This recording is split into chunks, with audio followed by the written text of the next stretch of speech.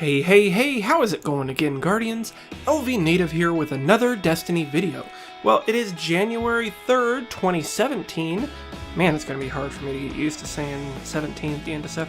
Anyway, time for today's weekly reset. But before we get to that, let's take a look at the feature comment of the day. And today's comment comes to us from none other than the Jinja Ninja, and he says, "Can't wait for Destiny 2 spoilers. We haven't really had any yet." Alright, thank you so much for that comment, man. I agree with you. I cannot wait to hear a little spoilers come out now to start trickling down.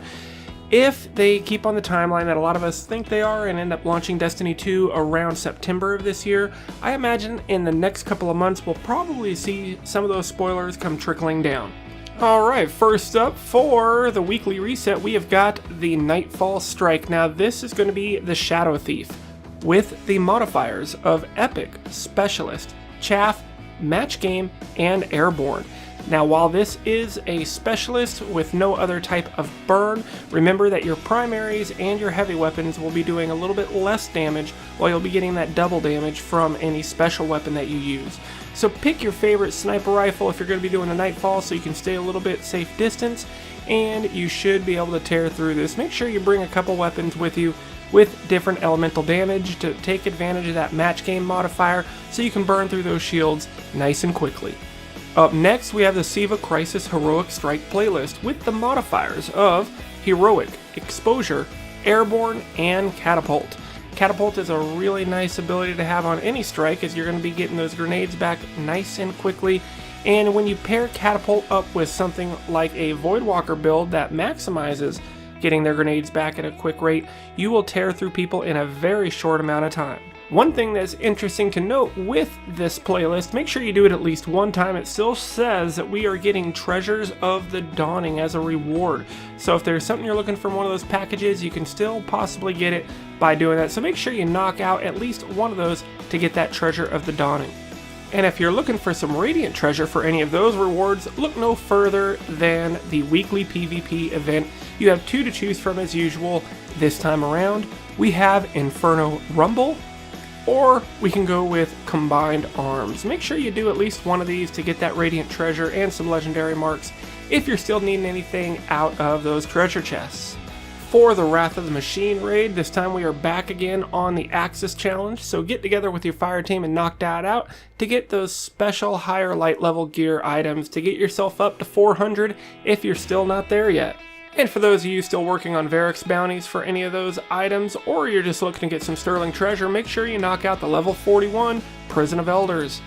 Now as always, Prison of Elders is going to be matchmaking enabled, so you don't need a fire team, just get in there, you'll randomly get paired up with a couple of guys, tear those 5 rounds up, kill the boss at the end, drop down and get that chest for your reward.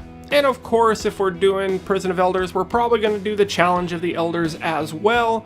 This time around, we have Catapult, Melee Kill Bonus, and Specialist. This actually will not be that difficult one for you to solo if you choose to. In fact, I've done it with this exact modifier set before, and it is not that hard to do, especially with the Catapult. The one that would make it easy would be Catapult and Grenade Kill Bonus, but the Melee Kill Bonus, still not that difficult. You just got to be a little careful because you do have to get a little bit closer to get those melee kills. Stop down into the reef and go see Varix, even if you're not doing his bounties or anything, just to pick up that Judgment's Honor, and it's going to give you this for each of your characters each and every week, and it's a good way for you to get some free planetary materials and synthesis and stuff like that. And also, don't forget, if you are going to be doing anything in the Prison of Elders, to pick up his bounties as well. While they're no longer weekly resets for the bounties, if you're looking to rank Petra up, she has made it a lot easier. All 6 of these are reset daily, so you can go through here, knock those out, and you should be able to start building her rank up pretty quickly if you're still wanting any rewards from Petra.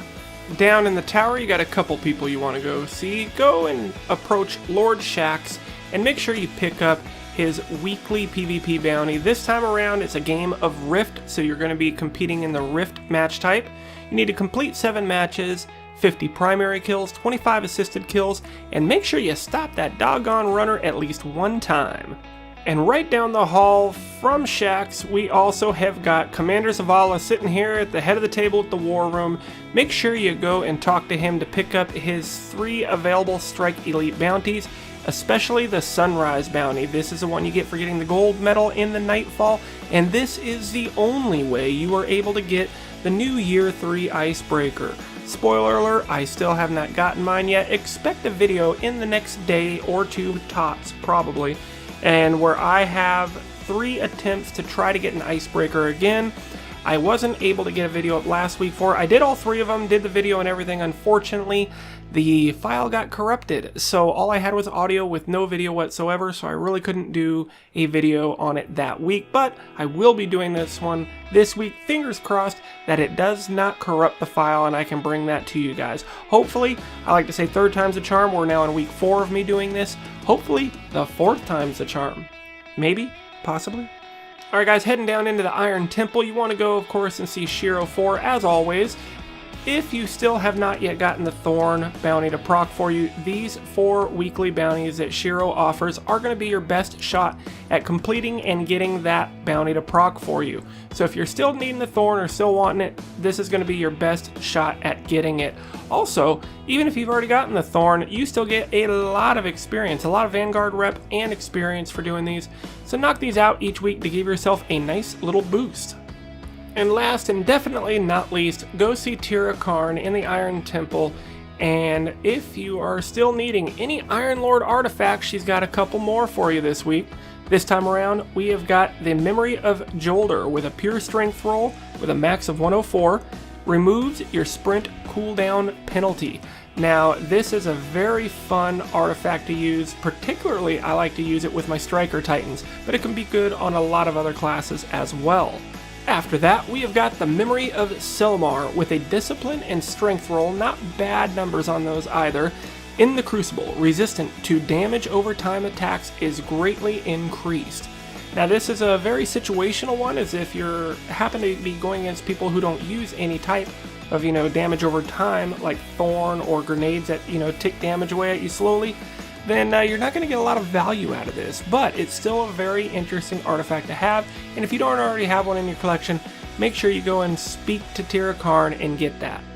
And for your final artifact that she's offering, we have got the Memory of Scory with a straight discipline roll with a max of 101.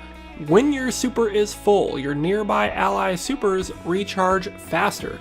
Now this is a very nice, team buff type of artifact to keep on you, as you never know if you're in a raid or something and any other modifiers that might not be, negate any effects you get from these artifacts. Go ahead and throw this one on, and at a bare minimum, you will at least help your teammates charge their supers much faster than they would on their own. Alright guys, well that's pretty much going to wrap it up for this week. I hope you found this useful or helpful. If you did, go ahead and smack that like button. And in the comments section down below, I would like to know, what is it that you guys are still playing this game for? Are you still just someone who likes to do PvP? Are you trying to complete all of your, grimoire and stuff like that? What is the driving force that keeps you going? What is that carrot at the end of the stick? So let me know that in the comment section below. I promise I will look through each and every single one of those, and yours just might be the next one I use for the featured comment of the day. But as always, this is LVnative. You guys are awesome, and I will see you in the next one.